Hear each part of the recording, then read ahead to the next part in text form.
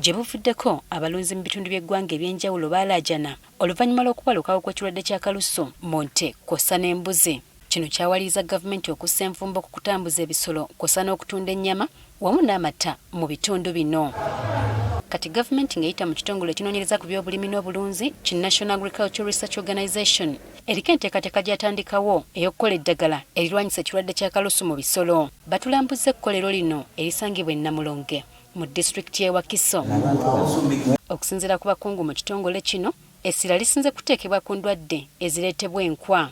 We've been able to conduct research on ticks, and basing on the current problem on the continent where ticks have become resistant to the acaricides that are being used, we have been able to come up with a key solution where we've developed a vaccine. Bano bategeezezza ng'emitendera gyonna egisooka bwe gyaggwa edda. Phase number 1 was the proof of concept. Phase number 2 was the on-station clinical trials. Phase number 3 was the field clinical trial. The field clinical trial was completed just recently in April 2024. Eddagala lino eritumiddwa NARO lisuubirwa okutandika okufulumizibwa omwaka ogujja. N'eddagala ly'ebinyonyi nalyo ligenda kukolebwa. We have Newcastle disease vaccine we are trying to improve on.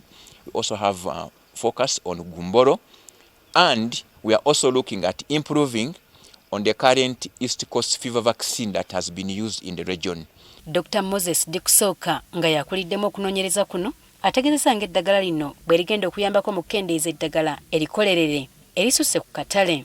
When this product comes on the market, as a continent, we'll be able to be safe from the effects of organophosphates and acaricides that are sometimes escaping into our milk products, which in a long run can have a long time effect in the food chain of the human beings.